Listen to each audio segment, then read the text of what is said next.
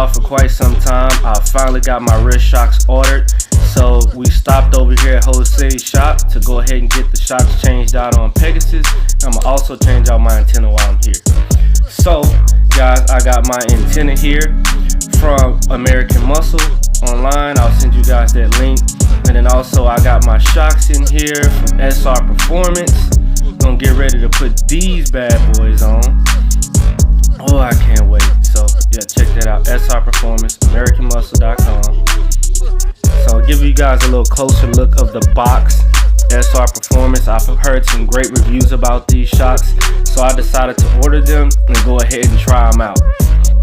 So check out that antenna, guys. This is the old one. See how it's all bent? Well, that's from the car cover. This antenna is obnoxiously long, so I decided to switch it out with the one I got from American Muscle. This one here is a 5-inch antenna, so it should get the job done.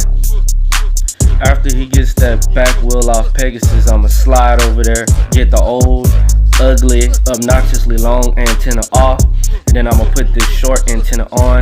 Like I said, guys, I will put the link in the description for you, for those of you that's got a spoiler like mine and the antenna continues to catch that spoiler when you open and close it, and also snags on your car cover. You can go ahead and order this 5-inch antenna from AmericanMuscle.com. So be on the lookout for that description. If you have an S197 body style Mustang, you can pick it up there and try it for yourself. So now that he's gotten the tire off the way, I'm gonna go ahead and slip off this old antenna, and then I'm gonna slide the new 5-inch antenna from American Muscle on. Oh yeah, baby, got that new antenna. About to slide this bad boy on like magic. I gotta stop procrastinating when I need to order stuff online. Oh man, I can see the difference already. Let me make sure this thing tight. I don't want it to slide off or nothing. Ooh-wee.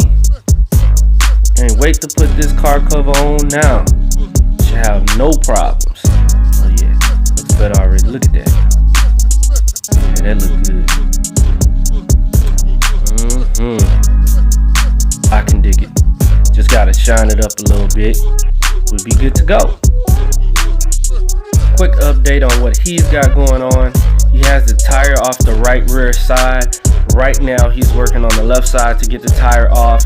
Once he gets the tire off, I'm gonna see if I can get a flashlight. I left my flash at home so that you guys can see the inside of the wheel well to see what's actually going on there and what part we're changing out and what the process is while doing that. So now that we've got both wheels off, what he's gonna do is slightly jack up the rear end around the wheel hub so that he can easily slide off the bolt for the rear shock. The process of doing that typically is you want to take off the bottom bolt of the shock first, and then the top end of the shock bolt is going to be on the inside of the trunk. So he's trying to make sure that it's leveled so that he can easily slip that bolt off with no problem there. Okay, so it looks like he may have to pull the sway bar link off because the sway bar link is sitting right in the middle of the bolt on the shock, so he can't reach it. So he's gonna have to take the sway bar link off in order to access that bolt. Once we get the sway bar link off, we should be able to get that bolt off with no problem and finish the rest of the process. So the sway bar link would be this right here. Right here is where it's catching on the bolt. So as you see, he has to get it off of both sides before he can actually get the sway bar link off to access the bolts on both sides, which is what he's working on right now. Boom, got the sway bar link out and the bolt just slides right out like that. Piece of cake.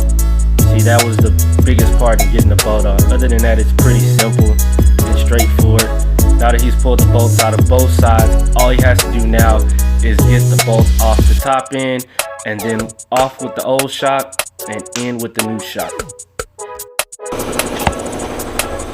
I mean, I could have used this light. Now that I got this light finally, I can show you guys a little bit more of the action and better explain what the heck is going on with this. That bolt right in there, we have to get off top. order to get the shock off, we have to get this bolt from the top first to get the shock to come out the bottom. So basically the shock is put on and held together by two bolts. You have this bolt that goes, you got this bolt that goes right in this hole here. Then you got a bolt at the top mount to hold this shock in securely. So pretty much what he's getting ready to do now is take the top bolt off to let the shock down. And just kind of explain to you guys, for those of you that don't know what shocks are and how you know when they're bad, you actually get a couple of signs. So some of the things you'll notice when your shocks start to go bad is your car kind of twerks a little bit in the back end. It gets real shaky. You might hear some squeaks, a couple of clunking and clinking noises. It means that some of the bushings in the shock itself are going out. One thing that I noticed was the clinking. Like I said, to notice when the shocks are going bad, you'll have the shaking in the back end, twerking action going on. And then also when you take off, especially on performance and sport cars, you'll feel it squatting more in the back. So shocks are really designed to keep the tires firm on the ground so that you don't lose horsepower in the transfer of the torque from the vehicle going from start to wherever, how fast you're going. So that's pretty much the function of the shock, and also to maintain the ride height of the vehicle from start to stop. And also it helps improve the stopping distance when your shocks are good. So when your shocks are going bad, it takes even longer for your car to start. You're losing horsepower. Well, let me just put that more specifically. You're losing wheel horsepower when your shocks go bad. So it's always good to make sure your shocks are functioning at maximum efficiency. All right guys, so we got the old shock off right here, and we just unboxed the new shock. He's getting ready to drop that in. The shock from SR Performance, by the way. Just looking at how it's gonna fit. He's gonna mount the shock in from the bottom first and then mount it in at the top. So when you're taking it off, it's bottom top, and when you're putting it in, it looks like it is bottom top. Man, look how old that shock is, y'all. It definitely was time. So the biggest key is securing that bottom screw in first, making sure that's nice and secure. And then once we have that secure at the bottom, we'll get it put in there at the top. So now we are gonna work on getting that bolt secured in, and then we'll have the right side done, and then we'll move along on to the left side.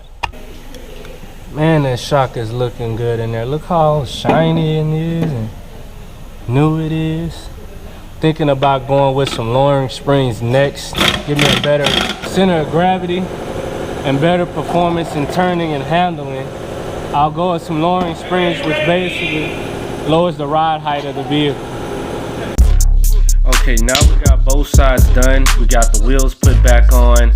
Now we're just gonna screw them on. And once he gets the car lowered back down to the ground, I'm gonna go ahead and measure the distance from the tire to the wheel well to see how much distance that I have, so that I can go ahead and order my lowering springs. I decided to wait until I got the shocks first, because most people don't know, when your shocks are really bad, it does make a difference from ride height on the old shock versus the new shock, which is why I waited to get the lowering springs and do the shocks first.